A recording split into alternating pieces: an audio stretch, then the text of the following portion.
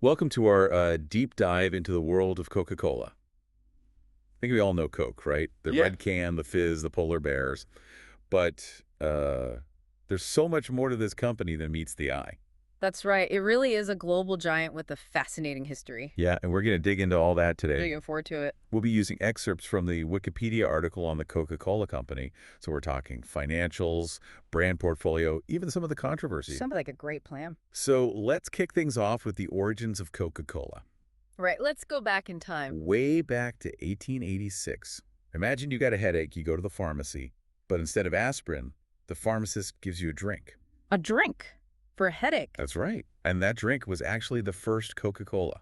Wow, that's amazing. It was invented by John Stith Pemberton, who was a pharmacist himself, and marketed as a tonic for headaches and fatigue. I guess they didn't have Tylenol back then. Nope. And get this, it even contained extracts of coca leaves and cola nuts. Coca leaves, like the coca plant. The very same. It's a far cry from how we consume Coke today, isn't it? It certainly is. Times have changed. Speaking of change, we can't forget Frank Mason Robinson. Wasn't he involved somehow? He was Pemberton's bookkeeper, and he actually came up with the name Coca-Cola and that iconic cursive logo. That logo is recognizable all over the world. It really is. But the real turning point came a few years later when Asa Griggs Candler bought the formula. That must have been around 1889. Exactly. And Candler, he was a marketing genius. I've heard that. He started giving away free samples, putting the logo everywhere. He really understood the power of branding. So he was kind of ahead of his time in terms of marketing? Absolutely. He even pioneered this franchise bottling system. So Coca-Cola doesn't actually bottle all their own drinks. Nope. They provide the syrup concentrate, and local bottlers handle the manufacturing and distribution. That's really smart. What were the advantages of that? Well, for starters, it allowed them to rapidly expand without having to build and run bottling plants all over the world. It makes sense. It's a huge cost saving. Right. And it allowed them to tap into local expertise and cater to different tastes and preferences around the world. That's really clever, but I guess the downside is maintaining consistency. That's a good point. They had to create a system of standards and controls to make sure every bottle of Coke tasted the same no matter where you bought it. I never thought about that, but it's so important for a global brand. It really is. And this approach clearly worked. By 2005, Coca-Cola was selling in over 200 countries with over 1.3 billion servings consumed every single day. Wow, those numbers are incredible. They even became the first brand to hit £1 billion in annual sales in UK grocery stores. That's just mind-boggling. But here's the thing. We tend to think of Coca-Cola as just Coke, right? Yeah, I guess so. But their brand portfolio is way bigger than you might think. Really? I'm curious to learn more about that. Well, think of it like an iceberg. Coke is just the tip, and underneath there's this vast array of other beverages. So what else is in this portfolio? I'm intrigued. Well, there's Minute Maid. They acquired that in 1960, which was their first big move into the juice market. I do love a good Minute Maid orange juice. And then there's Thumbs Up, an Indian cola brand they acquired in 1993. Thumbs up, I haven't heard of that one. It's huge in India, and it shows their global acquisition strategy. They're not afraid to buy local brands to dominate new markets. So they're thinking globally, acting locally. Exactly. And these acquisitions weren't random either. They were responding to big trends like the growing demand for healthy drinks. Oh yeah, everyone's all about healthy options now. They acquired Odwalla in 2001, that's fruit juices and smoothies. And then in 2013, they bought Innocent Drinks. Innocent drinks, those smoothies are delicious. So they're really solidifying their position in the healthy drinks market. It's like they're hedging their bets, knowing that sugary soda sales might not grow forever. Exactly. They're adapting to evolving consumer tastes and desires. It's a smart move for sure. But of course, with this kind of global reach and massive production comes scrutiny. Yeah, there's always a flip side to success. And for Coca-Cola, that comes in the form of a fizz of controversy that seems to follow them wherever they go. What kind of controversies are we talking about? Well, let's start with the big one. Plastic waste. We've all seen those images of plastic bottles littering beaches and landfills. It's a real problem. It is, and I've heard that Coca-Cola has been named the world's top plastic polluter. That's right, because of the sheer volume of plastic bottles they produce. It's a serious accusation, especially in a world struggling with plastic pollution. So how has Coca-Cola responded to these criticisms? Well, they have made pledges to use more recycled materials in their packaging and increase recycling rates. That sounds like a step in the right direction. It is, but they've also set ambitious goals for collecting and recycling the equivalent of every bottle they sell by 2030. That's a pretty big goal. It is, and some critics argue that it's not ambitious enough given the scale of the problem. So they're making efforts, but maybe not enough for some. It's a complex issue, and there are no easy answers. Definitely. But plastic waste isn't the only environmental concern. You're right, there have also been reports linking Coca-Cola's bottling plants to water depletion in communities around the world. Water depletion. That's serious. It is, especially in water-stressed regions. Coca-Cola, of course, argues that they use water responsibly and have implemented conservation measures. So they're trying to be mindful of their water usage? Yes, and they point to initiatives like replenishing water sources in communities where they operate. That sounds like a good thing. It is, but critics argue that these efforts don't fully address the underlying issue of excessive water usage. I see. So it's kind of a Band-Aid solution, not really tackling the root of the problem. That's one way to look at it, and it raises the question of corporate responsibility versus environmental sustainability. It's a tough balance to strike. And speaking of the environment, there's another ingredient that's a bit controversial. Oh, what's that? High fructose corn syrup. Ah, yes. That's been in the news a lot. It's a key ingredient in many of their drinks, Yeah. but the production of high fructose corn syrup is very energy intensive. So that impacts their carbon footprint. Exactly. And it relies heavily on fossil fuels, which further contributes to their environmental impact. So every sip of Coke is connected to a complex web of environmental impact. You got it. And it highlights how the choices of a giant company like Coca-Cola can have ripple effects throughout the environment. It's a lot to think about. Now, are you ready for a surprise? Always up for a surprise. Coca-Cola's ventures go way beyond just beverages. From 1982 to 1989, they owned Columbia Pictures, the movie studio behind hits like Ghostbusters and The Karate Kid. Wait, what?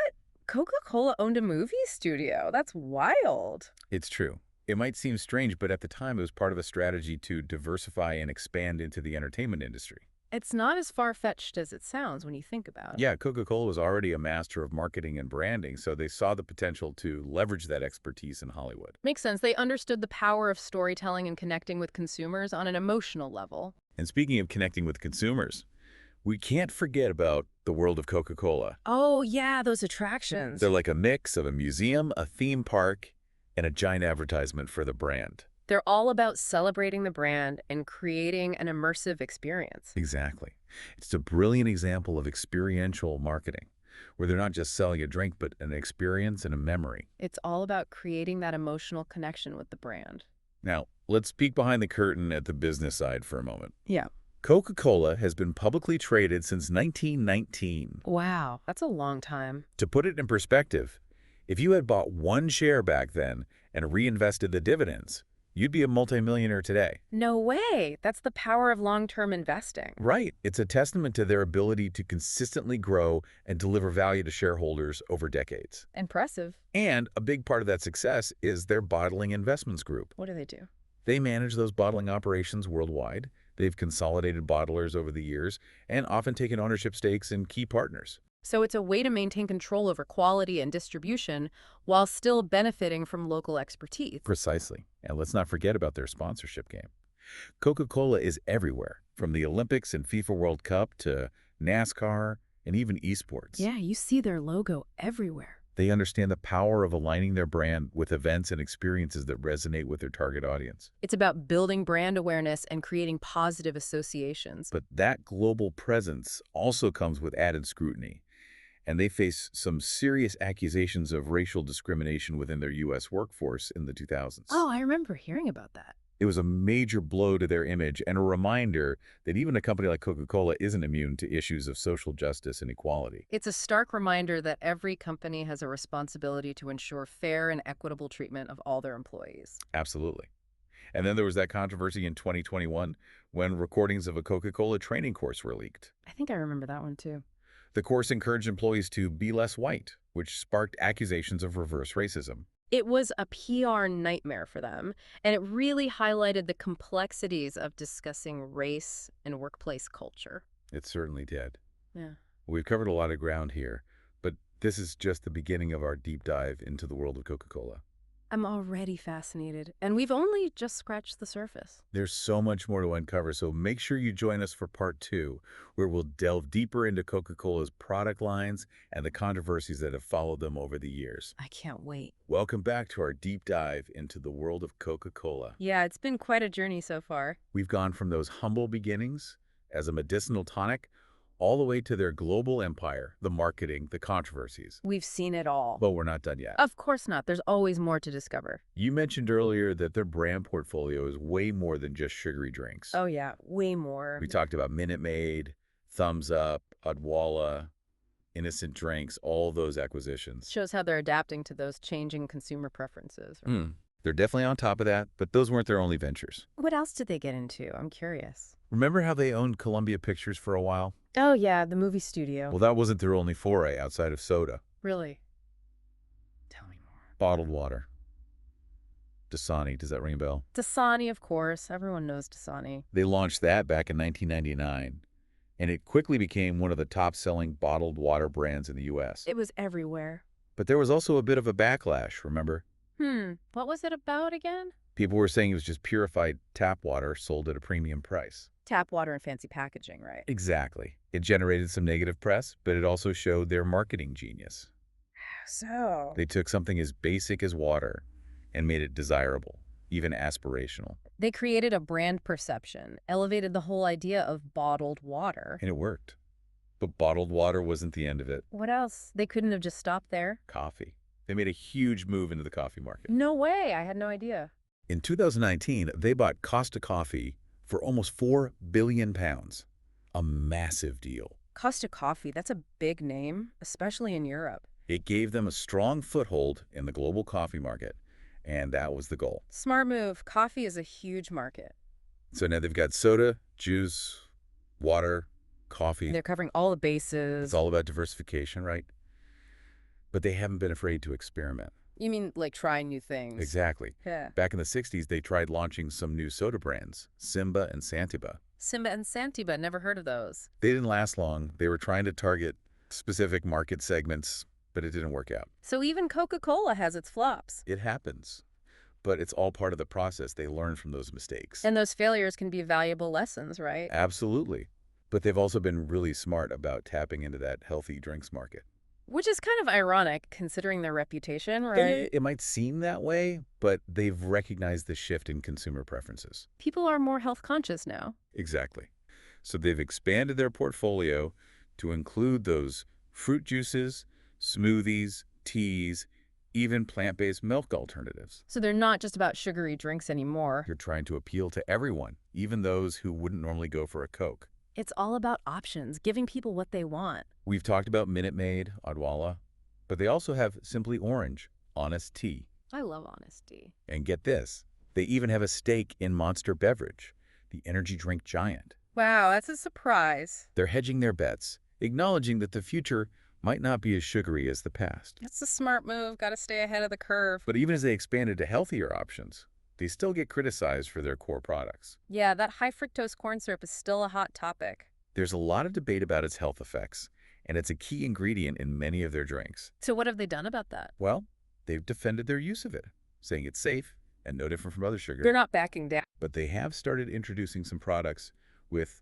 alternative sweeteners, like stevia and monk fruit. So they're listening to consumers to some extent. They need to strike that balance between their core products and these healthier alternatives. It's not easy, but it's necessary. And it's not just ingredients. They've also been criticized for their labor practices. Oh, yeah. Those racial discrimination accusations were pretty bad.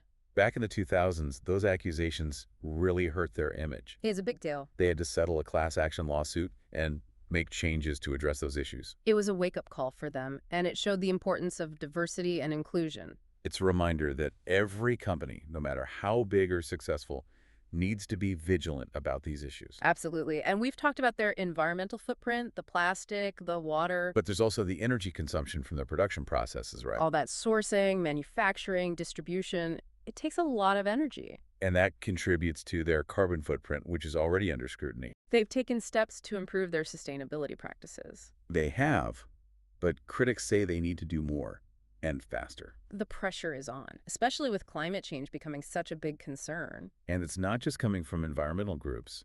Consumers are also demanding more sustainable practices. People are voting with their wallets. They want to support companies that are doing the right thing. And Coca-Cola knows that. They understand that their future success is tied to their sustainability efforts. So they're in a tough spot, trying to balance profit with responsibility. And we can't forget about their marketing practices. Oh, yeah, the way they target kids and teenagers. That's been a source of controversy for years. People argue that it contributes to unhealthy eating habits and childhood obesity. It's a sensitive issue, and there's no easy solution. They've faced pressure to limit their marketing to kids, and they have implemented some restrictions, but critics say it's not enough. They're still finding ways to reach those young consumers. It's a complex issue, balancing their right to market their products with the responsibility to do it ethically.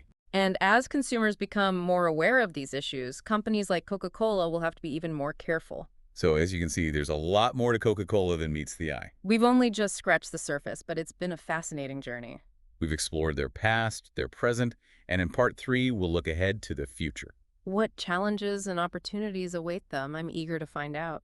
We'll delve into all that and more, so make sure you join us for the final part of our deep dive. I'll be there.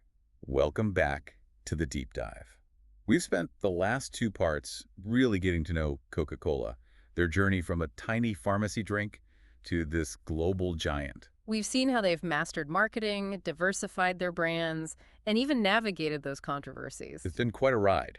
But now, in this final part, let's shift gears and look ahead to the future. The future of Coke, huh?